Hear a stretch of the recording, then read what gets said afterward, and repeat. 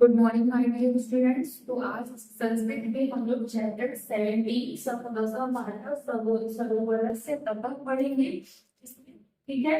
और इसमें हम लोग आवर्ती कारक विभक्ति का प्रयोग और तुमुल प्रविधान का प्रयोग पढ़ेंगे। ठीक है। तुमुल जो होता है वो एक प्रत्यय होता है। इसका प्रयोग कैसे कैसे इस पाठ में किया गया है इसको जानेंगे और साथ ही साथ आवर्ती कारक विभक्ति का प्रयोग भी हम जानेंगे। कौन से पाठ में? 17वां पाठ है, यानी कि चैप्टर 17 सरोवर से तट। ठीक है। तो लिखा है पेज नंबर, अभी देखिए पेज नंबर 85 पे चैप्टर 17 पहला वाक्य है एषः सरोवरस्य तटः अस्ति। एषः यानी कि यह सरोवरस्य यानी तालाब का या सरोवर का। फिर ठीक है। तट यानी कि किनारा और अस्ति मतलब है। यह सरोवर का किनारा है या यह सरोवर का तालाब का किनारा है। यह तालाब का किनारा है। नेक्स्ट है बालका गृहात् अत्र आगच्छन्ति। बालका यानी कि अनेक बालक, गृहात् यानी घर से, अत्र यानी कि यहाँ, और आगच्छन्ति मतलब आते हैं। लड़के या बालक यहाँ घर से यहाँ आते हैं, यानी कहेंगे कि लड़के घर से यहाँ आते हैं। नेक्स्ट लाइन है अत्र बालका क्रीडन्ति। अत्र यानी कि यहाँ, बालका यानी लड़के, क्रीडन्ति मतलब खेलते हैं, यहाँ लड़के खेलते हैं। नेक्स्ट लाइन है रमेश अत्र मित्रैः सह क्रीडन्ति। रमेश यानी कि रमेश, अत्र यानी यहाँ, मित्रैः यानी कि दोस्तों, और सह मतलब क्या बताया गया था कि साथ, और क्रीडन्ति मतलब कि खेलते हैं। रमेश यहाँ दोस्तों के साथ खेलता है। नेक्स्ट लाइन है ते कंदुकेन क्रीडन्ति। ते यानी कि वे, कंदुकेन यानी गेंद से, और क्रीडन्ति मतलब खेलते हैं। ठीक है। तो फर्स्ट पैराग्राफ में ये 5 लाइनें हैं। ठीक है। और इस पैराग्राफ को फिर से एक बार रिवाइज कर रहे हैं। पहला क्या है कि ऐसा सरोवर से तटः अस्ति, यानी कि यह तालाब का किनारा है या यह सरोवर का किनारा है। बालका गृहात् अत्र आगच्छन्ति। बालका यानी कि लड़के, गृहात् यानी घर से, अत्र यानी कि यहाँ, और आगच्छन्ति मतलब आते हैं। लड़के घर से यहाँ आते हैं। नेक्स्ट है अत्र बालका क्रीडन्ति। अत्र यानी कि यहाँ, बालका यानी लड़के, और क्रीडन्ति मतलब खेलते हैं, लड़के यहाँ खेलते हैं। नेक्स्ट है रमेश अत्र मित्रैः सह क्रीडन्ति। रमेश यहाँ अपने मित्रों के साथ या दोस्तों के साथ खेलता है। ते कंदुकेन क्रीडन्ति। वे गेंद से खेलते हैं। ठीक है। अब सेकंड पैरा क्या किया है कि अत्र बालिका अपि क्रीडन्ति। अत्र यानी कि यहाँ, बालिका यानी लड़कियां, और अपि मतलब भी, और क्रीडन्ति मतलब खेलती हैं।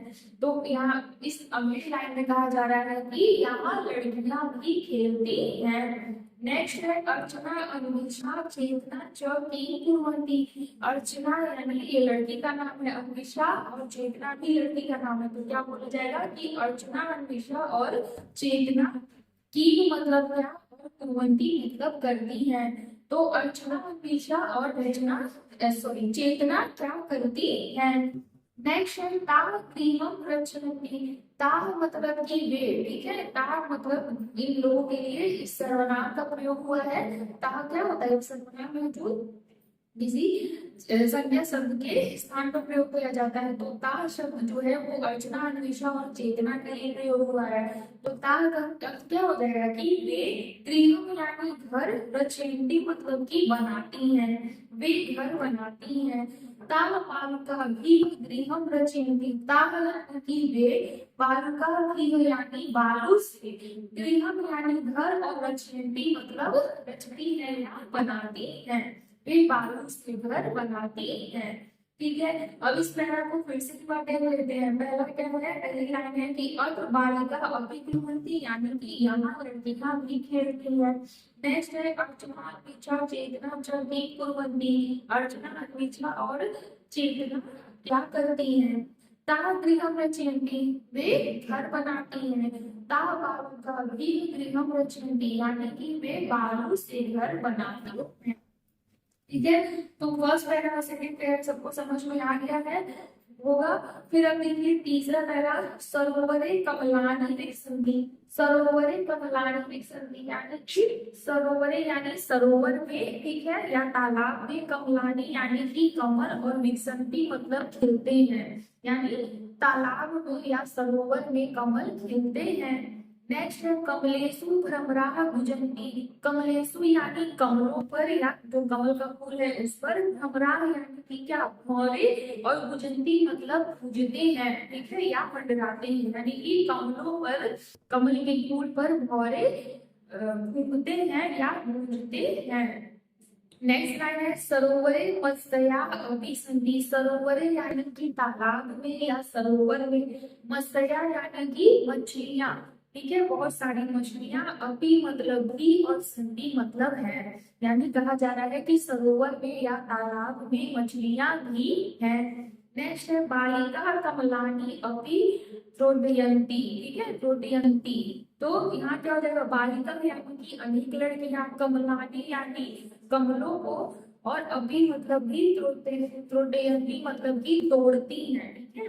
तो लड़कियां कमलों को भी तोड़ती है, या कमल भी तोड़ती है, ठीक है। कमलानी की बहुत सारे फूलों को, बहुवचन शब्द है ये, की तोड़ती है, कमलों को तोड़ती है।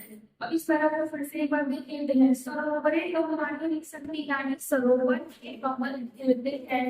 नेक्स्ट है कमलेशु भ्रमराः गुंजन्ति। कमलों पर भौरे गूंजते हैं।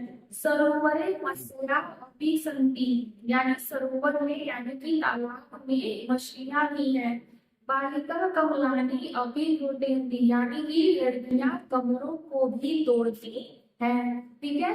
तो 3 पैरा हो गया। अब 4th पैरा में देखिए, 4th पैरा में क्या दिया है कि अग्र केचन बालकः स्नानं कर्तुम् आगच्छन्ति। तो अब देखो, अग्र यानी कि यहाँ, केचन यानी कि कुछ, ठीक है, बालका यानी लड़के, अनेक लड़के, स्नानम यानी कि स्नान करने के लिए, कर्तुम यानी करने के लिए, और आगच्छन्ति मतलब कि आते हैं। गच्छन्ति मतलब क्या होता है, जाते हैं, तो आगच्छन्ति मतलब क्या हो जाएगा, आते हैं। तो यहाँ इस पूरे इस वाक्य का अर्थ क्या हो जाएगा कि यहाँ कुछ लड़के स्नान करने के लिए आते हैं। नेक्स्ट लाइन है बालका सरोवरे तरतुम् आगच्छन्ति। अब देखो बालका यानी कि अनेक लड़के, सरोवरे यानी कि सरोवर में यानी तालाब में, तरतुम् यानी कि तैरने के लिए, ठीक है, तैरने के लिए, और आगच्छन्ति मतलब आते हैं। तो विधि कारक यानी विभक्ति का प्रयोग यही हुआ कि कर्तुम यानी कि करने के लिए, तरतुम् यानी तैरने के लिए शब्द जिनवा वह शब्दों के साथ जुड़ा होता है, वही क्या होता है, विधि कारक विभक्ति का प्रयोग होता है, ठीक है। तो बालका सरोवरे तरतुम् आगच्छन्ति यानी लड़के सरोवर में तैरने आते हैं या तैरने के लिए आते हैं। नेक्स्ट है सरोवरे नौका अपि सन्ति। सरोवरे यानी कि सरोवर में यानी तालाब में, नौका यानी कि नाव, अपि मतलब भी, और सन्ति मतलब है, सरोवर में नाव भी है, ठीक। जनाः तत्र नौकाभिः विहर्तुं गच्छन्ति, ठीक है।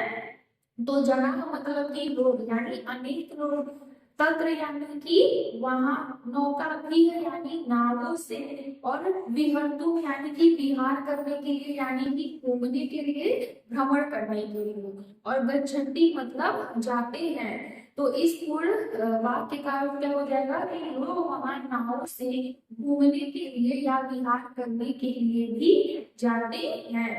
फिर नेक्स्ट लाइन है स्वास्थ्याय क्रीडनम भ्रमणम तरणं च आवश्यकं भवति। तो अब यहाँ पे स्वास्थ्याय यानी स्वास्थ्य के लिए, क्रीडनम यानी कि खेलना, भ्रमणम यानी कि घूमना, च मतलब और, तरण यानी कि तैरना, आवश्यकम होती यानी कि आवश्यक है या जरूरी होता है, ठीक है। तो अब इसका पूरा एक वाक्य में अर्थ क्या हो जाएगा कि स्वास्थ्य के लिए खेलना, घूमना और तैरना जरूरी होता है, ठीक है। तो फोर्थ पैरा को एक बार फिर से हम स्टार्टिंग से देख लेते हैं कैसे क्या होगा कि अत्र केचन बालका स्नान कर्तुम आगच्छन्ति, यानी यहाँ कुछ लड़के या बालक स्नान करने के लिए आते हैं। बालका सरोवरे तरतुम आगच्छन्ति, लड़के सरोवर में तैरने के लिए आते हैं।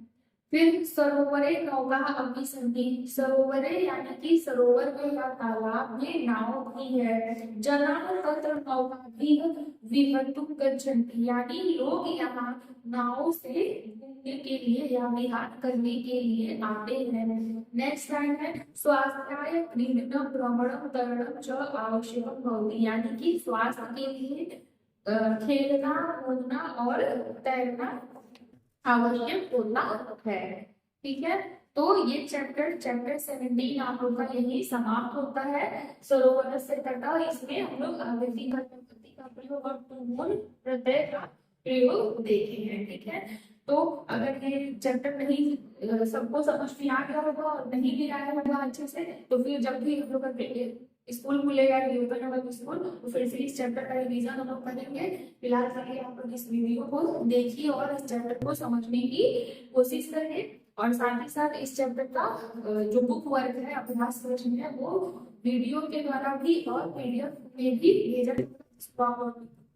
नोट कर लेंगे। ठीक है, तो thank you my dear students, मिलते हैं नेक्स्ट क्लास में।